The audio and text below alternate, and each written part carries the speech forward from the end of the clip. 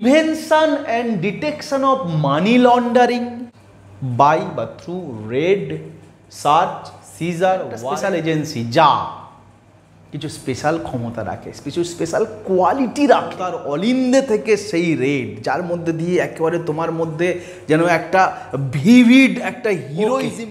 চলো আজকে আমরা পড়বো, জানবো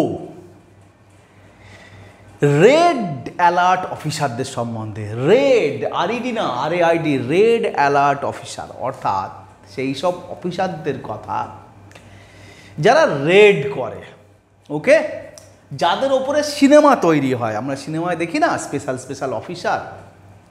এখন রেড কথাটা সম্বন্ধে একটা লাইন আগে বলি। রেড শব্দটার ব্যাপ্তি অনেক বেশি।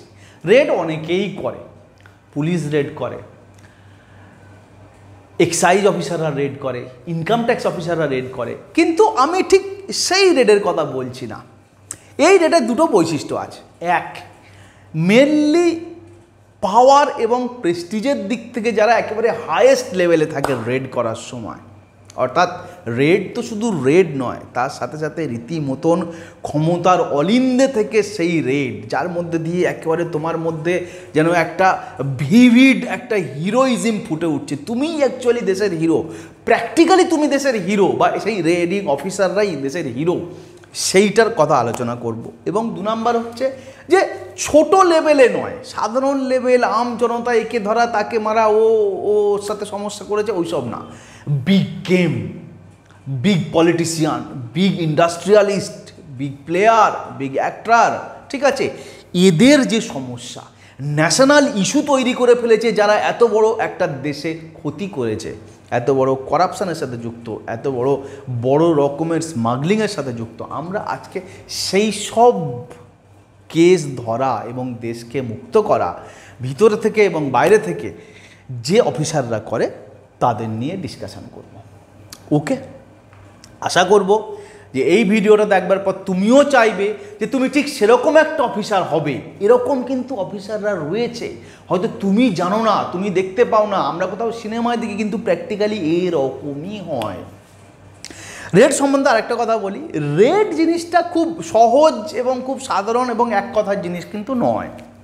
যার এগেনস্টে রেড হবে, যার বাড়িতে রেড হবে, যাকে ধরপাকড় করা হবে, যার বিরুদ্ধে সার্চ অ্যান্ড সিজার হবে, সেই প্রসেসটা কিন্তু লেন্দি, এবং সেই প্রসেসটার ডিসিশানগুলো কিন্তু নিচু লেভেলে হয় না, এক্সিকিউটিভ লেভেলে, ওপরের ডিসিশান মেকিং লেভেলে সেগুলো হয়।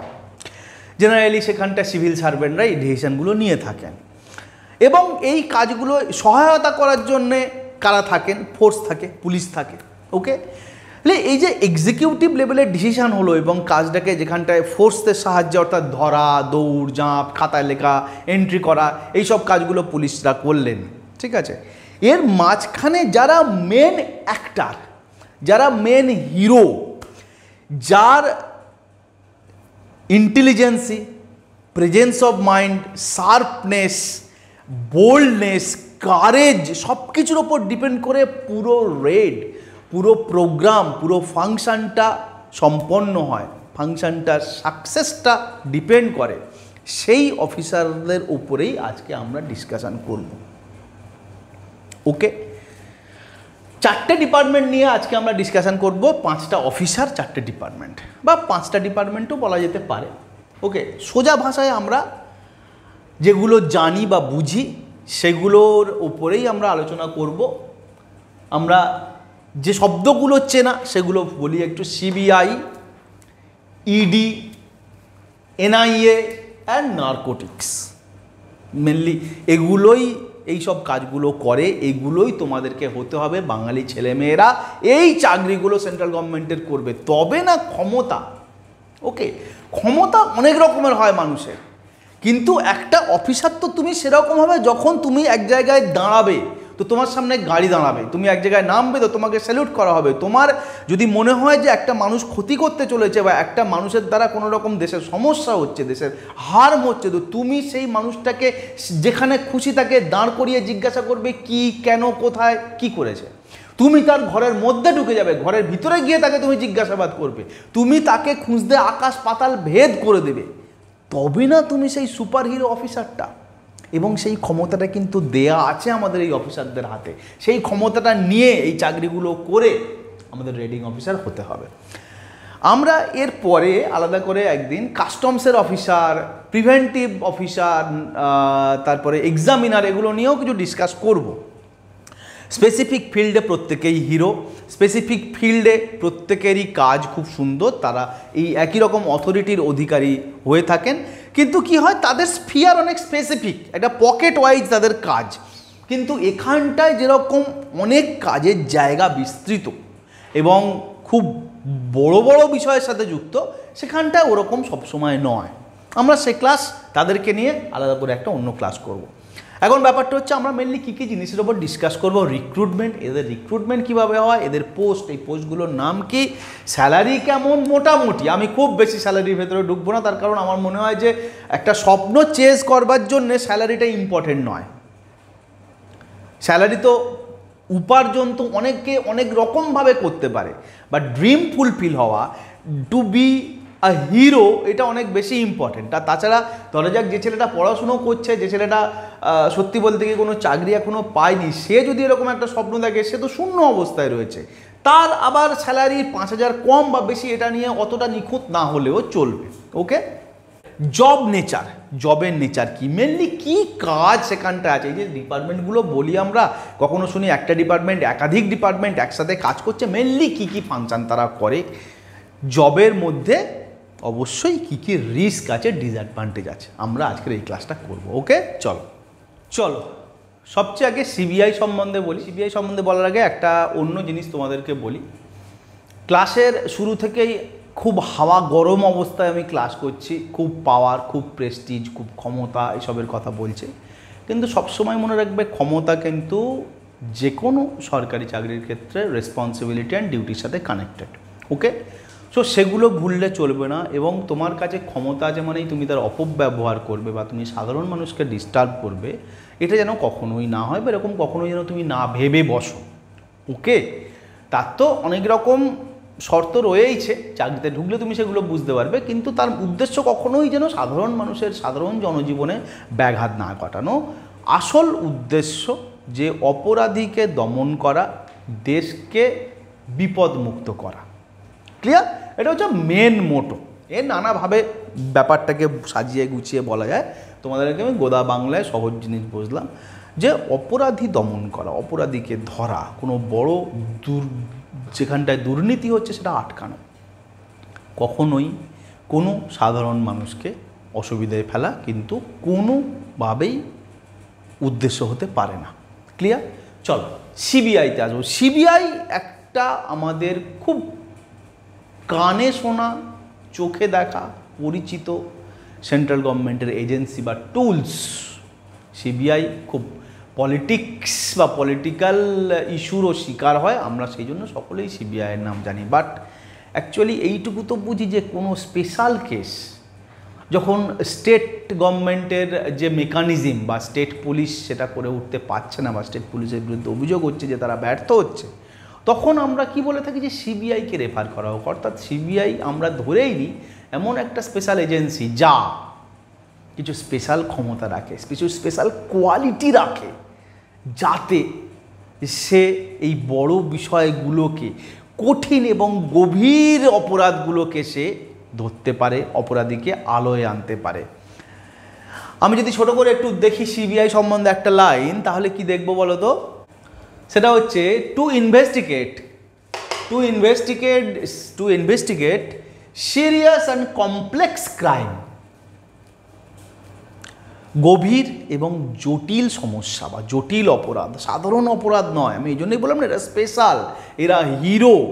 হ্যাঁ, such as corruption, economic offenses, high profile case, human trafficking, international smuggling, crime against women, kidnapping। অর্থাৎ এরকম বড় বড় জটিল, গভীর, মাথা ঘুরিয়ে দেয়া, চিন্তার বাইরে কোনো ঘটা এবং সাধারণভাবে সমস্যার সমাধান না হওয়া বিষয়গুলোকে আমরা সিবিআইয়ের দিয়েই ইনভেস্টিগেট করাই। সিবিআই একটা সেন্ট্রাল গভর্নমেন্টের ইনভেস্টিগেটিং অথরিটি। সিবিআইয়ের যে তৈরি হওয়া এস্টাবলিশমেন্ট বা সিবিআইয়ের যে পাওয়ার, দিল্লি স্পেশাল পুলিশ অ্যাক্ট থেকে সিবিআইয়ের পাওয়ার আহরিত হয়েছে। সিবিআইয়ের ডিটেল, সিবিআইয়ের কেমন কাজ, সিবিআইয়ের কী কী রোল, কী কী রেসপন্সিবিলিটিস, কী কী ফাংশন, সিবিআইয়ের ট্রেনিং ইত্যাদি ডিটেল তোমরা কিন্তু লক্ষ্মীকান্তে পেয়ে যাবে। আমি পড়িয়েও দিয়েছি বোধহয় সিবিআই চ্যাপ্টারটা। তো আমি অত অ্যাকাডেমিক অ্যাঙ্গেলে যেতে চাইছি না। আজকের এই ক্লাসটা আমি বলতে চাইছি মেনলি তোমাদেরকে সেই আঁচটা, সেই গরমটা দিতে চাইছি যে একটা সিবিআই অফিসার হলে কি কি পাওয়ার তোমার থাকবে। তুমি মনে রেখো যে আমরা যে পেপারে দেখি সিবিআইকে দিয়ে দেয়া হলো, এই সিবিআই কিন্তু আলাদা কিছু নয়, আমার তোমার বাড়ির মতোই কেউ না কেউ সিবিআই অফিসার হন এবং আমার তোমার বাড়ির মতোই কোনো ছেলে মেয়ে এই বিশাল দায়িত্বপূর্ণ এবং ক্ষমতাযুক্ত কাজগুলো করেন। ওকে, সো স্যালুট টু হিম। অবশ্যই সে প্রণম্য এরকম একটা বড় রেসপন্সিবিলিটি নিয়ে কাজ করার জন্যে এবং তার সাথে পাওয়ার। বাট একবার সিবিআই হলে লাইফের এত ছোট ছোট ছোট ছোট সমস্যা মিটে যাবে এক কথায়। মানে জাস্ট ওই একটা ইন্সপেক্টর, বেসিক্যালি সিবিআই ইন্সপেক্টর মানে ওর পুরো ফর্মটা থাকে inspector of police in CBI. Okay, ওর ডেজিগনেশনটা, ফুল ডেজিগনেশনটা inspector of police in CBI. তো তার যে ক্ষমতা, তার একটা ফোনের যে গরম, তার একটা ফোনে তৈরি হওয়া যে আতঙ্ক, মানে অপরাধীর বলা যায় হালকা করে দিতে পারে, পাতলা করে দিতে পারে, ভয়ে মুখ শুকিয়ে দিতে পারে একটা সিবিআইয়ের ফোন। সো সিবিআই ইন্সপেক্টর লেভেলের রিক্রুটমেন্ট এবং স্টাফ সিলেকশন কমিশনের কম্বাইন্ড গ্র্যাজুয়েট লেভেল দিয়ে এই সিবিআই পোস্টের, এই সিবিআই ডিপার্টমেন্টের এই পোস্টটায় ঢোকা যায়। ওকে, সো এসএসসি সিজিএলই তোমার টার্গেট হবে, সিবিআই ইন্সপেক্টর তোমার ফার্স্ট প্রেফারেন্স হবে। যদি তুমি একটা হিরো হয়ে কাজ করতে যাও, যদি তুমি একটা নিজের জীবনটাকে ওই সাধারণ রোজ খাচ্ছি, বাজার যাচ্ছি, সংসার করছি আর ঘুমিয়ে পড়ছির বাইরে দেশের মধ্যে তোমার কিছু কন্ট্রিবিউশন থাকে, তুমি যদি সত্যিই চাও যে একটা মানুষের মতন মানুষ হতে, একটা সেন্ট্রাল গভর্নমেন্টের এমন পাওয়ারফুল অফিসার হতে যে তুমি ফোন করলে 5টা লোকের জিভ শুকিয়ে যাবে, অবশ্যই 5টা সাধারণ মানুষের না, 5টা ক্ষতিকর মানুষের, তো তুমি সিবিআই অফিসার হও। তুমি সিবিআই অফিসার হয়ে আমার বাঙালি ভাই বোনরা দেখিয়ে দিক যে সবচেয়ে বেশি সিবিআই অফিসার বাংলা থেকেই যেন হয়। ওকে, চলো আমরা নেক্সট পয়েন্টে চলে যাই। রিসেন্টলি ইডি খুব ফেমাস হয়ে গেছে চারপাশে। আমরা দেখি বিশেষ করে পেপার খুললে রাজনৈতিক দলের কোনো বড় নেতা, দুর্নীতিগ্রস্ত নেতা, অনেক টাকা কাঁড়ি টাকা করে ফেলেছে, তাদের বাড়িতে ইডি হামলা হয়েছে, তোমরা জানবে। But what is ED? ইডিতে কারা চাকরি করে, ইডিতে কীভাবে চাকরি পাওয়া যায়, ইডিতে কে চাকরি করে, এটাই না প্রশ্ন। যে যাতে তুমি একজন ইডি অফিসার হও, তুমি যখন বলবে যে আমি ইডি অফিসার, তখন সামনের লোকটা থমকে যাবে, এরে এই সামনে তাহলে কিছু বেশি বলা যাবে না। ED enforcement directorate. ওকে, ইডিতে যে পোস্টে রিক্রুটমেন্ট হয় সেটা হচ্ছে অ্যাসিস্ট্যান্ট এনফোর্সমেন্ট অফিসার বা AEO, এবং ইডির full form enforcement directorate. Okay, so AEO পোস্টে রিক্রুটমেন্ট হয় এগেন এসএসসি সিজিএলই এক্সামের মধ্যে দিয়ে। এর কাজ মেনলি বাংলায় যেটাকে বলে তহবিল তছরূপ, সেই তহবিল তছরূপকে আটকানো, রোখা এবং এটাকে তহবিলটাকে উদ্ধার করা। অর্থাৎ সোজা কথায় যেখানটায় খুন খারাপি নেই, মারধর নেই, রক্ত নেই, কিন্তু খুব বড় ধরনের কি বলা যায় হোয়াইট কালার ক্রাইম আছে, অর্থাৎ খুব বুদ্ধিমত্তার সাথে খুব কায়দা করে অনেক টাকা পয়সার ক্ষতি করে দিল দেশের, তাদের জন্য ED. Okay, so prevention and detection of money laundering ইডির কাজ, বাই বা through raid, search, seizure, warrant, issuing warrant and investigation. Okay, দুটো অ্যাক্ট আছে, এই অ্যাক্ট দুটো তো এমনি পরীক্ষায় প্রশ্ন করে দেয়। অ্যাক্টের ফুল ফর্ম কি, অ্যাক্টের কোন ইয়ারে অ্যাক্টগুলো লাগু হয়েছে বলি। PMLA and FEMA, Foreign Exchange Management Act, FEMA, Foreign Exchange Management Act 1999, and PMLA, Prevention of Money Laundering Act. I repeat, Prevention of Money Laundering Act 2002. পরপর 3 বছরের গ্যাপে এই দুটো অ্যাক্টের মাধ্যমে পার্লামেন্ট বা আমাদের দেশের সরকার এই জিনিসটা আনতে চেয়েছিল যে তুমি অবৈধভাবে প্রচুর টাকা পয়সা কোথাও জমিয়ে ফেলবে, সেটা চলবে না। তোমার টাকা পয়সার হিসেব দিতে হবে, এবং তুমি যদি এরকমভাবে কোথাও টাকা জমিয়ে ফেলো, কোথাও তহবিল তছরূপ করো, কোথাও পয়সা গাপ করে দাও, মেরে দাও ধনসম্পত্তি বেআইনিভাবে, তো তখন তোমার এই আইনের আওতায় পড়তে হবে, এবং এই আইনি বলে, এই আইনের অধিকারে তোমার এই ডাইরেক্টরেটের অফিসাররা তোমার ঘরে চলে যাবে এবং তোমাকে ধরে নেবে। তুমি কি একটা ইডি অফিসার হবে না?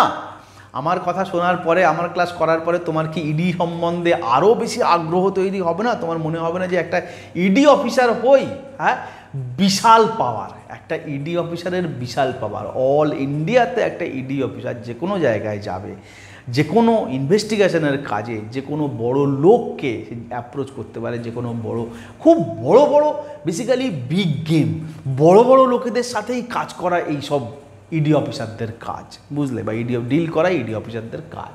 সো ইডির ব্যাপারটা এই, ইডির পোস্ট এই, এবং মাইনে, আচ্ছা মাইনে, সিবিআইয়ের মাইনে, ইডির মাইনে, সব মাইনে আমি শেষে বলছি, ওকে, মাইনে কেমন কীরকম হয়। So this is all about মোটামুটি ইডি সম্বন্ধে তোমাদেরকে বললাম। আমি আশা করব যে ইডি অফিসারও যেন বাঙালি ছেলেমেয়েরা ভরে যায়। চলো আমরা নেক্সট পয়েন্টটা পড়ব। 3 নম্বর red alert officer. Red alert officer 3 নম্বর কি? Sub inspector of national investigating agency বা NIA। ওকে, 2008-এ যখন আমাদের মুম্বইয়ে অ্যাটাক হলো, বুঝলে, তারপরে আমাদের মনে হলো, অর্থাৎ দেশের মনে হলো যে সিকিউরিটি ব্যবস্থা চেঞ্জ করা দরকার। টেররিজম জিনিসটা শুধু দূর থেকে দাঁড়িয়ে দেখবার বিষয় নয়, টেররিজম এমন একটা বিষয় হতে চলেছে, cross border terrorism, international organisation, international outfit, fundamental outfit, অর্থাৎ জঙ্গি গোষ্ঠী এমন জায়গায় নিজেদেরকে নিয়ে গেছে যে সেখানে আর শুধু সাধারণ স্টেট পুলিশ ফোর্স দিয়ে কাজ হবে না, স্পেশাল অর্গানাইজেশন করতে হবে with special arrangement and special apparatus, ঠিক আছে। তো সেই জন্যেই এই এজেন্সিটা তৈরি করা হয় সেন্ট্রাল গভর্নমেন্টের দ্বারা, যাতে মেনলি কাউন্টার টেররিজম অপারেশান তারা করতে পারে, বা কাউন্টার টেররিজম ম্যানেজমেন্ট বা মেকানিজম বা মেজার তারা নিতে পারে।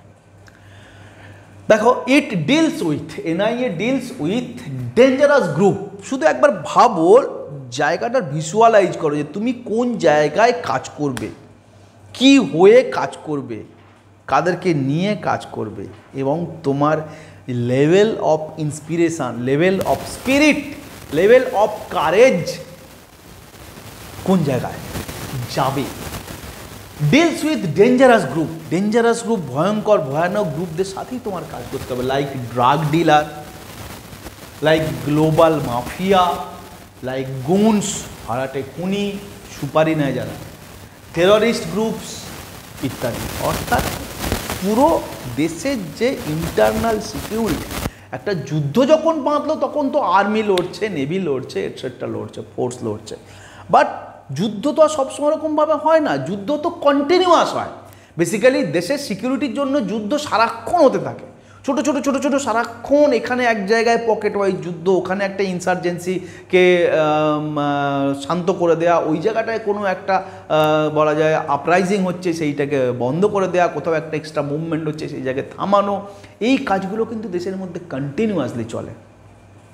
এবং বোম ব্লাস্টের পরিমাণ কি পরিমাণ বেড়ে গেছে, সেই বোম ব্লাস্টের পরিপ্রেক্ষিতে বোম ব্লাস্টের জায়গায় যাওয়া, তদন্ত করা, মানুষের ঘরে বাড়িতে দেখা কোথাও অস্ত্র মজুদ হয়ে রয়েছে কিনা, অস্ত্র আসছে যে টাকা থেকে, সেই টাকা কোন অ্যাকাউন্ট থেকে কোন অ্যাকাউন্টে আসছে, কোন দেশ থেকে আমাদের দেশে টাকা পাঠানো হচ্ছে অস্ত্র কেনার জন্য, অস্ত্র মজুদ করার জন্যে, কোনো বিস্ফোরণ ঘটলে সেই বিস্ফোরণটার পরবর্তীকালে তদন্ত বিস্ফোরণ যাতে কি বলা যায় আটকে দেয়া যায়, ঠিক আছে, তার চেষ্টা করা, তার জন্য ইনফরমেশান জোগাড় করা, তার জন্য প্রিপারেশান নেওয়া, সমস্ত কাজ করে এনআইএর ছেলেরা বা মেয়েরা বা অফিসারেরা।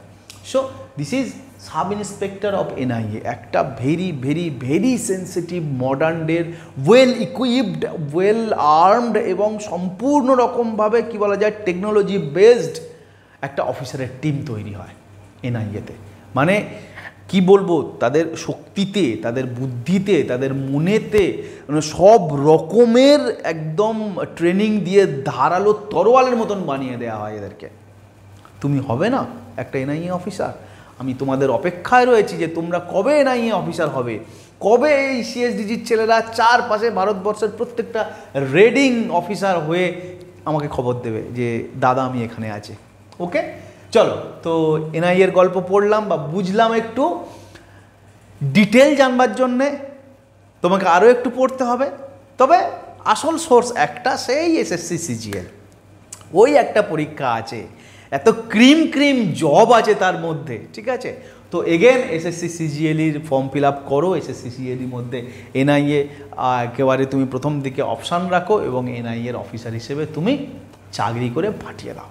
ওকে, চলো আমরা নেক্সট কী করবো, নার্কোটিক্সে চলে যাবো। এটা অন্য খেলা, অন্য মজা। আমরা মোটামুটি বা মোটা ভাষায় বা গোদা কথায় বা বাইরে থেকে একজন অফিসারকে বলি নার্কোটিক্স অফিসার। নার্কোটিক্স অফিসার ওকে ধরলো, ও নার্কোটিক্স ডিপার্টমেন্টে কাজ করে, কিন্তু ব্যাপারটা ওরকম সরাসরি সোজা নয়। নার্কোটিক্স ডিপার্টমেন্ট মানে একটা ডিপার্টমেন্ট কিন্তু নয়, যদিও সেন্ট্রাল গভর্নমেন্টের কথাই হচ্ছে। নার্কোটিক্স ডিপার্টমেন্ট কিন্তু দুটো ডিপার্টমেন্ট। সেন্ট্রাল গভর্নমেন্টে দুটো আলাদা ডিপার্টমেন্ট আন্ডার ডিফারেন্ট মিনিস্ট্রিজ, তারা প্যারালালি, ইকুয়ালি, সাইমালটেনিয়াসলি নার্কোটিক্সের ওপরে কাজ করে। ওকে, সো আমরা দুটোই পড়ব। নার্কোটিক্স অফিসার বলতে দুটোই বোঝা যায় এবং দুটোই সিজিএলই, এসএসসি সিজিএলির মধ্যে দিয়েই হয়। ফার্স্ট হচ্ছে ইন্সপেক্টর অফ সিবিএন, সেকেন্ড হচ্ছে sub inspector of NCB. CBN মানে সেন্ট্রাল ব্যুরো অফ নার্কোটিক্স। বারবার বলছি তফাৎটা বোঝো, পরীক্ষার জন্য তো কাজে লাগবেই, নিজের জীবনের জন্য কাজে লাগবে, পছন্দের জন্য কাজে লাগবে, ক্লিয়ার, এবং সেই গরম হাওয়াটার জন্য কাজে লাগবে। NCB is narcotics control bureau, দুটোই সেন্ট্রাল গভর্নমেন্টের। ওকে, দুটোই নার্কোটিক্স নিয়ে ডিল করে। তফাৎ বোঝো আগে কি অফিসার। তবে হ্যাঁ, এখানে কিন্তু ইন্সপেক্টর হিসেবে তুমি ঢুকবে বা এখানটায় সাব ইন্সপেক্টর হিসেবে ঢুকবে। ব্যাপারটা ছিল 1947-এর আগে, অর্থাৎ যখন ইংরেজরা আমাদের দেশে স্বাধীনতা তখনও হয়নি, রাজত্ব করতো, তখনও ড্রাগ কন্ট্রোলের জন্যে বা ড্রাগসের বিষয়গুলোকে আটকাবার জন্যে কিছু কলোনিয়াল রুল ছিল বা ল ছিল। ওকে, তো সেই ইংরেজদের চলে যাওয়ার পরে সেই এক্সিস্টিং যে রুলগুলো ছিল সেইগুলোকে নিয়েই 1950 সালে তৈরি হয় সিবিএন বা central bureau of narcotics. Clear? 1953। কোন মিনিস্ট্রির আন্ডারে? Ministry of finance. Ministry of finance, ভালো করে বোঝো, এটা ফাইন্যান্স মিনিস্ট্রির আন্ডারে। ওকে, সিবিএন হয়। কিসের পোস্ট? ইন্সপেক্টরের পোস্ট। এগুলো তফাৎ আছে, ইন্সপেক্টর, সাব ইন্সপেক্টরের এই শব্দগুলোর তফাৎ আছে, নিশ্চয়ই জানো। ওকে, এবং যেহেতু মিনিস্ট্রি অফ ফাইন্যান্স, তাই সিবিএন ডিপার্টমেন্টের যে ডিপার্টমেন্টাল হেড, তিনি কে? তিনি একজন আইআরএস হন, ইন্ডিয়ান রেভিনিউ সার্ভেন্ট হন, এবং তার পোস্টের নাম কি থাকে? কমিশনার। ওকে, সেই ঘুরে ফিরে চলে এলো আইআরএসে, সেই ঘুরে ফিরে চলে এলো ইউপিএসসিতে। সবসময় মনে রাখবে যে যতগুলো পোস্ট নিয়ে আলোচনা করলাম, যতগুলো রেড অ্যালার্ট অফিসার নিয়ে আমরা আলোচনা করছি, সবের মাথায় ডিপার্টমেন্টাল হেড হিসেবে কিন্তু একজন ইউপিএসসি পাস করা অফিসার বসে থাকেন। আইআরএস, আইপিএস, আইএএস, তিনি যাই হন না কেন। সুতরাং মনে রাখবে যে একদম মগডালের সেরা সুন্দর লাল গোলাপ খাসটা যদি খেতে চাও, তোমাকে ইউপিএসসি পরীক্ষা দিতে হবে, অন্য কিছুতে হবে না। অন্য কিছুতে ওদের আন্ডারে কাজ করতে হবে। এটা সব চাকরির মেন কথা। ইন্ডিয়ান অ্যাডমিনিস্ট্রেশনের, ইন্ডিয়ান যত গভর্নমেন্ট স্ট্রাকচারের যত হেড আছে, সমস্ত হেডেই একজন করে ইউপিএসসি হোল্ডার বসে রয়েছেন। ওকে, সো ইউপিএসসির জন্য প্রস্তুতি নেবে, পড়বে, জান মন প্রাণ লাগিয়ে খাটবে, এতে কিছু বলার নেই। এখন টপিকে ফিরে আসি। So central bureau of narcotics বা সিবিএন, তার হেড একজন কমিশনার, যিনি একজন আইআরএস হন, এবং এর হেডকোয়ার্টার হচ্ছে গোয়ালিয়রে, মধ্যপ্রদেশের গোয়ালিয়রে। NCB, narcotics control bureau. Narcotics control bureau কেন তৈরি হলো 1985 সালে? সিবিএন পুরোটা সামলাতে পারছিল না। দেশের প্রত্যেকটা সমস্যাই যেমন জটিল আকার ধারণ করছিল, যেমন বড় এবং গভীর এবং কমপ্লেক্স হয়ে যাচ্ছিল, তো একা সিবিএন দিয়ে পুরো জিনিসটা ডিল এবং অপারেট এবং কন্ট্রোল হচ্ছিল না বলেই এনসিবি বা নার্কোটিক্স কন্ট্রোল ব্যুরো 1985 সালে তৈরি হয় আন্ডার 1986 এনডিপিএস অ্যাক্ট। এনডিপিএস অ্যাক্টের ফুল ফর্ম তোমরা দেখে কমেন্ট সেকশনে জানাবে। এই একটাই টাস্ক তোমাদের আমি দিলাম, এর ফুল ফর্ম এনডিপিএস অ্যাক্টের ফুল ফর্ম 1986-এর কমেন্ট সেকশনে আমাকে জানাবে তোমরা। ওকে, এর তফাৎ কি? Ministry of home affair, home মিনিস্ট্রির আন্ডারে। আগেরটা কী ছিল? সিএনবি কী ছিল? সিবিএন কী ছিল? সিবিএন ছিল ফাইন্যান্স মিনিস্ট্রির আন্ডারে, এটা হোম মিনিস্ট্রির আন্ডারে। এর অ্যাজ ইউজুয়াল এর হেড কিন্তু আইআরএস না আইপিএস, এবং পোস্টের নাম, যে বস অফিসের হেড, তার পোস্টের নাম কিন্তু ডাইরেক্টরেট জেনারেল বা director general, DG, not commissioner. সিবিএনের ক্ষেত্রে ছিল কমিশনার, এর ক্ষেত্রে ডাইরেক্টর জেনারেল। ওকে, এর হেডকোয়ার্টার কোথায়? নিউ দিল্লিতে। আমরা যে জিনিসটা সবচেয়ে ইম্পর্টেন্ট এটার মধ্যে, সেটা হচ্ছে যে এদের কাজের তফাৎ কি, একটা রয়েছে আর একটা হলো কেন, তাহলে সিবিএন কী করে, এনসিবি কী করে? দেখো, খুব সহজ ভাষায় বুঝতে গেলে তোমাকে বুঝতে হবে যে সিবিএন যেটা করে সেটা হচ্ছে যে যেখানটায় পপি, পোস্ত চাষ হচ্ছে, বা যেখানে মাদক তৈরি হচ্ছে, মাদকজাত বিষয়টা তৈরি হচ্ছে, এবং মাদক যেখান থেকে শুরু হয়, সেই গাছ লাগানো হচ্ছে, সেইটাকে নষ্ট করা, কন্ট্রোল করা এবং আইনের আওতায় নিয়ে আসা। কিছু নির্দিষ্ট লোককে কিছু নির্দিষ্ট জায়গা করে দেওয়া হচ্ছে, ভাই তুই এখানটায়, কিছু টেন্ডার দেওয়া হয়েছে, কিন্তু তুমি যদি বেআইনিভাবে, গোপনভাবে, নিজের জায়গায় লুকিয়ে চুরিয়ে করো, তাহলে সেই প্রোডাকশানটাকে ট্যাপ করার জন্য, প্রোডাকশানটাকে কন্ট্রোল করার জন্যে সিবিএন কাজ করে। সো জিনিসটার মাদকদ্রব্যের উৎপাদন এবং সেই উৎপাদনের জায়গা থেকে তার ট্রেড, বিক্রি, ব্যবসা, সেইটাকে কন্ট্রোল করে সিবিএন। এনসিবি কী করে? এনসিবি এই প্রোডাকশান, গাঁজা গাছ ভেঙে দিল, পোস্ত গাছ নষ্ট করে দিল, পোস্ত গাছ যারা চাষ করছে তাদের ধরে গ্রেপ্তার করলো, তাদের চড়থাপ্পড় মারলো, বন্দি করলো, আটকালো, গুলিগোলা চললো, ওরকম না, ওই কাজ এরা করে না। এরা যারা গাঁজা বা মাদক সেবন করছে, ইল্লিগালি যারা মাদক বিক্রি করছে, স্কুলে, কলেজে, ইউনিভার্সিটিতে, বিভিন্ন জায়গায় যুব সমাজে যে নষ্ট করে দেওয়া হচ্ছে মাদকের পুরিয়ার মাধ্যমে, সেইটাকে যারা কন্ট্রোল করে তারা হচ্ছে এনসিবি। সো ওখানটায় প্রোডাকশান অ্যান্ড ট্রেড, এখানটায় কনজামশান অ্যান্ড ট্রেড। আশা করি তোমরা বুঝে গেছো, আশা করি তোমরা একটু গরম হয়েছে যে এই special officer like NIA, like CBI, like ED, এই ডিপার্টমেন্টগুলো বা নার্কোটিক্স, এই ডিপার্টমেন্টগুলোর অফিসার কিন্তু আমরাই হই, আমাদের মতোই কোনো সাধারণ মধ্যবিত্ত ঘরের ছেলেরাই হয়, পরিশ্রম করে পড়াশুনো করে। So SSC সিজিএলই form fill up করো, মোটামুটি ধরে নাও 60 থেকে 65,000 টাকা তুমি ইনহ্যান্ড স্যালারি পাবে ইন্সপেক্টরের ক্ষেত্রে। সাব ইন্সপেক্টরের ক্ষেত্রে কোথাও মাইনেটা কম। মাইনের এত ভ্যারিয়েশান হয় তার কারণ সেন্ট্রাল গভর্নমেন্টের ক্ষেত্রে সিটির 3টে ভাগ আছে, XYZ ক্যাটাগরির সিটি। কোন ক্যাটাগরি কোন সিটিতে পড়ছো তার উপর ডিপেন্ড করে তোমার মাইনে হয়। বড় শহরে সেখানটা বেশি মাইনে, ছোট শহরে, মেজো শহরে সেই অনুযায়ী কম মাইনে হয়। ওকে, ইনহ্যান্ড স্যালারি তুমি ধরে নিতে পারো 60 থেকে 65-র মধ্যে তুমি পাবে। I think it's a very handsome salary for any fresher, যে কোনো নতুন ছেলের জন্য। সো লেগে পড়ো, খুব ভালো সম্মানজনক মাইনে দেয়।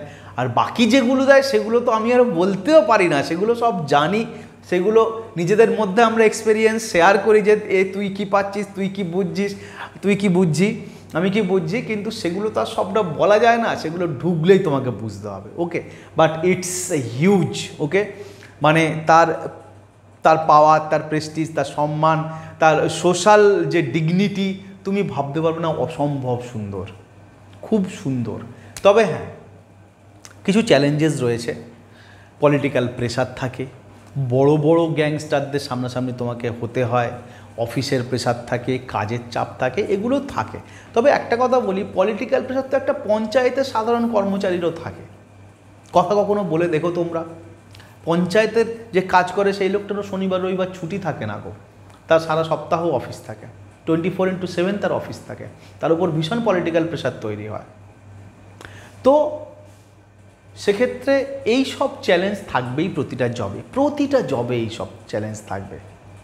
কিন্তু তা বলে এরকম ভাবার দরকার নেই যে এই জবগুলো তার মানে খুব কঠিন।